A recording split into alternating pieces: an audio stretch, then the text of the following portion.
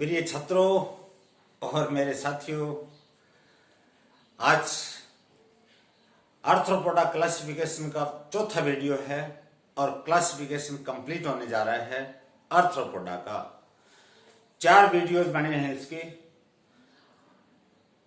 चारों के चारों वीडियोज अगर ढंग से आपने सुन लिए ध्यानमग्न होकर के, तो क्लासिफिकेशन में कोई दिक्कत नहीं आएगी।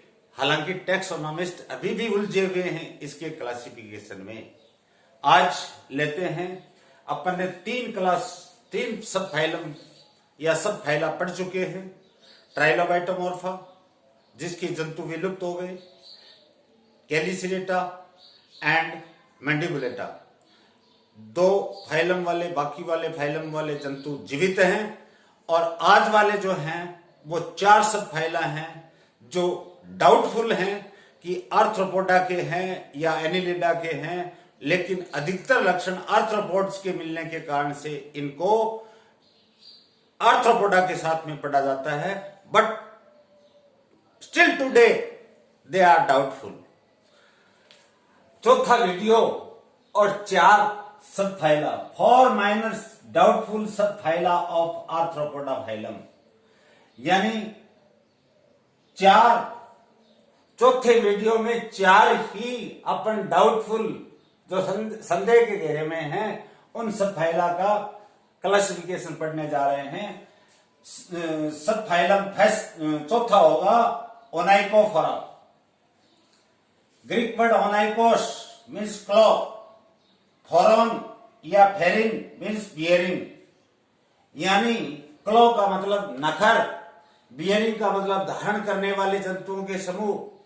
इनके टांगों के अंतिम सिरे के ऊपर नखर या क्लोज की उपस्थिति होती है, इसलिए इसका नाम पड़ा है ओनाइकोफोरा। कैरेक्टरिस्टिक फीचर्स लेते हैं इनके।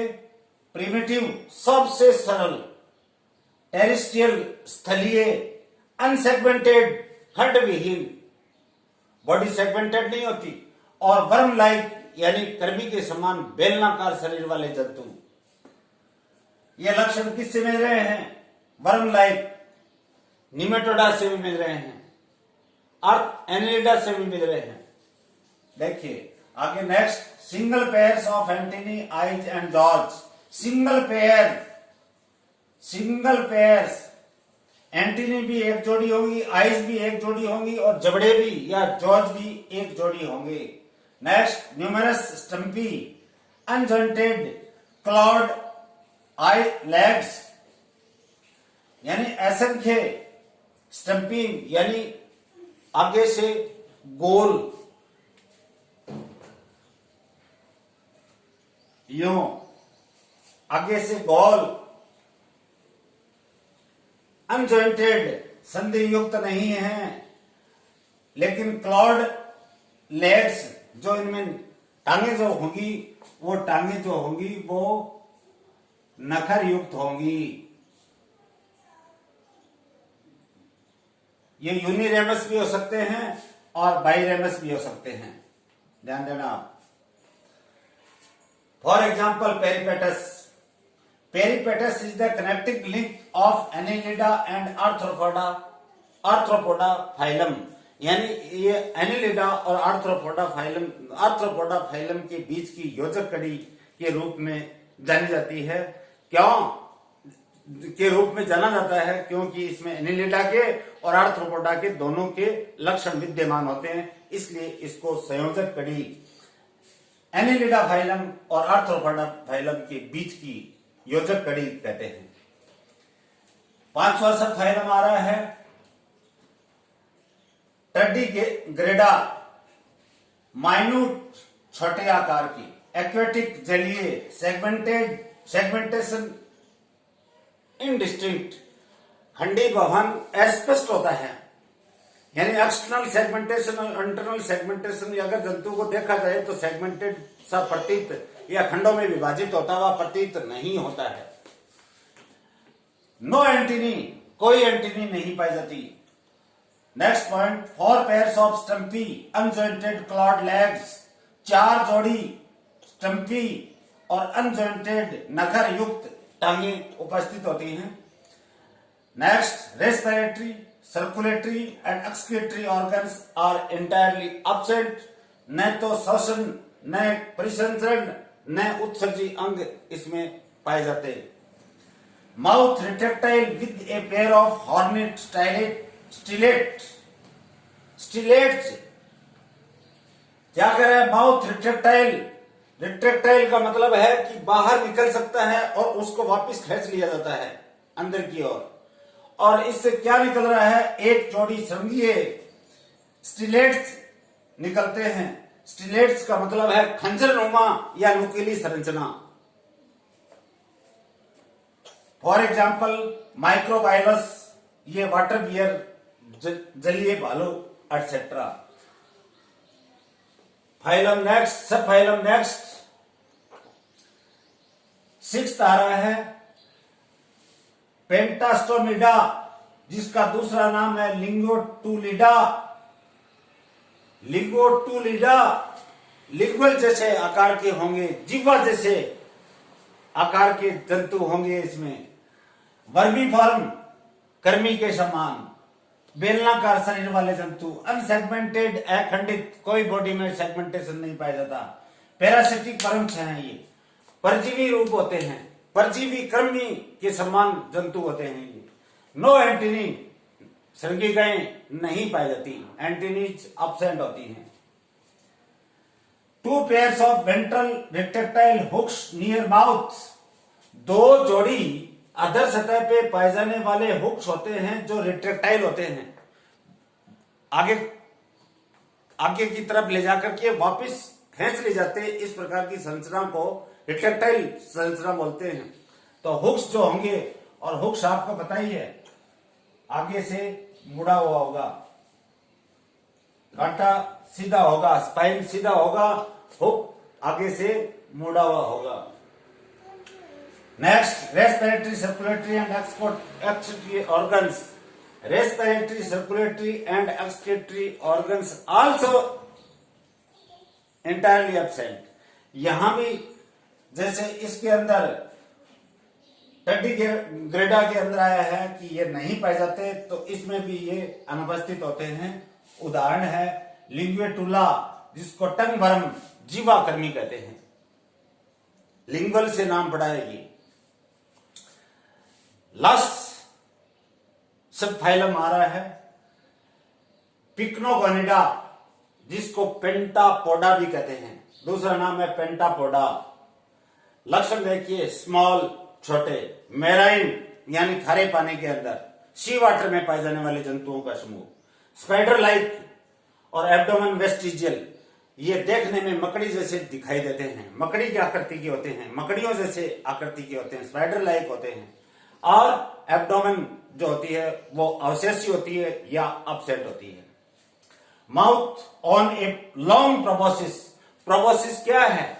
मुख से आगे अतिवर्ती और बेलनाकार संरचना अगर होती है तो उसको सूंड या बेल सिलेंड्रिकल या प्रोबोसिस कहते हैं, सिलेंड्रिकल स्ट्रक्चर को। जैसे हाथी में सूंड देखी होगी आपने, चीर परिचित हो आप, हाथी की सूंड जरूर देखी होगी। नाक जो है वो आगे अतिवर्ती कर जाता है तो वो सूंड सी बन जाती है। ऐसी ही प्रोबोसिस होगी जिसके ऊपर क्या होगा? माउथ होगा। Next, for simple eyes present. नेत्र होते हैं, सिंपल होते हैं, ओसेलाई के रूप में होते हैं या ओमेटिडिया के रूप में होते हैं, लेकिन चार सिंपल होंगी, साधारण होगी। कंपाउंड आई का नितांत रूप से अभाव होगा। अपेंडेजेज इंक्लूड्स, अपेंडेजेज के रूप में इसमें क्या क्या पाई जाती हैं? Chelicerae, pedipalps, 1 pair ovigerous legs and 4 to 12 pairs long walking legs. देखिए आप, कैलिसेरी जो शत्रु के ऊपर आक्रमण भी करती है और भोज्य पदार्थों को पकड़ने भी सहायता करती है, यूं बाइफरकेटेड होती है। पेडिपाल्स स्पर्शक बोलते हैं, स्पर्शक या टैक्टाइल ऑर्गन की तरह कार्य करने वाली। 1 पेयर ओविजेरस लेग्स। ओविजेरस लेग्स क्या होती हैं? एग कैरिंग या एग बियरिंग लेग्स को, जिनके ऊपर अंडे पड़े रहते हैं, अंडे धारित होते हैं, अंडों को धारण करके सदा धारित की हुई होती हैं, ये इस प्रकार की लेग्स को ओविजेरस कहते हैं। इसके अलावा चलन के लिए काम में आने वाली टांगे जो होती है उनकी संख्या होगी 4 to 12 पेयर्स। प्राकृतिक रूप से देखिए आप, रिंग डॉग बोल रही है, स्टेप्टोपिलिया राजोरिया, यही अपने पास में। Respiratory, circulatory and excretory organs absent. श्वसनीय, परिसंचरणीय और उत्सर्जी अंगों का नितांत रूप से अभाव। For example, Pycnogonum and Nymphon. Nymphon को सी स्पाइडर बोलते हैं, समुद्री मकड़ी कहते हैं, एटसेट्रा। मेरी समझ में आपके आर्थ्रोपोडा का क्लासिफिकेशन समझ में आ गया होगा। 4 वीडियोज बने हैं इसके, चारों वीडियोज को आपको क्रम से देखने हैं, तभी आपके इनके कंसेप्ट क्लियर होंगे। जब मैं प्रोटोजोआ का क्लासिफिकेशन पढ़ा रहा था, नॉन कोर्डेटा का प्रोटोजोआ का पहला फाइलम शुरू किया था, उस समय मैंने बताया था कि नॉन कोर्डेटा में 2 फाइलम, पहला फाइलम प्रोटोजोआ और एक आएगा आर्थ्रोपोडा। दोनों थोड़े जटिल हैं, बच्चों के लिए समझने के लिए जटिल हैं। बाकी के फाइला जितने भी हैं उनका क्लासिफिकेशन, उनके जनरल कैरेक्टरिस्टिक फीचर्स सिंपल हैं। एक जंतु को आप मद्देनजर रखते हुए अगर लक्षण देखते हो तो आप आसानी से क्लासिफाई कर सकते हो। अब मैं आपको कुछ प्रेरणादायी कुछ शब्दों का यहां उल्लेख करना चाहता हूं। प्रिय विद्यार्थियों और मेरे मित्रों, इस भयंकर महामारी में आप घर पे रहें, सुरक्षित रहें, सैनिटाइज करके रहें, बार बार साबुन से हाथों को धोते रहें, खुले में न थूकें, खुले में न छींकें। जो विभिन्न प्रकार के दोनों राज्य सरकार, केंद्र सरकार द्वारा जारी की गई एडवाइजरी जो है उनकी आप, जैसे पक्षी अगर उड़ते समय एक कठोरता पूर्वक नियम का पालन करते हैं, वैसे अपन लोग करेंगे, तब इस कोरोना महामारी से अपन बच पाएंगे। इन्हीं कटु सत्य शब्दों के साथ मैं आपको ढेर सारी शुभकामनाएं प्रेषित करता हूं। जो विद्यार्थी, जो मेरे साथी, जो परम मित्र वीडियोज को वॉच कर रहे हैं, उनको मैं ढेर सारी शुभकामनाएं प्रेषित करता हूं। लेकिन कोरोना क्राइसिस का मुकाबला करने के लिए मेंटली आप प्रिपेयर रहें, तनाव रहित रहें, किसी प्रकार का तनाव न झेलें। हम आपके साथ हैं, आपको पढ़ाते रहेंगे, आप पढ़ते रहिए और अपने मित्रों को, अपने परिवारजनों के, अपने जो भी साथी कलीग जो हैं उनके साथ में शेयर कीजिए। मैक्सिमम से मैक्सिमम लाभान्वित करने का प्रयास कीजिए। इन्हीं शब्दों के साथ मैं एडवाइजरीज का पालन करने के लिए विनम्रता पूर्वक आग्रह कर रहा हूं, निवेदन कर रहा हूं, हाथ जोड़ के निवेदन कर रहा हूं कि ये महामारी खतरनाक है, इसकी पालना सुनिश्चित करें। धन्यवाद। So many thanks.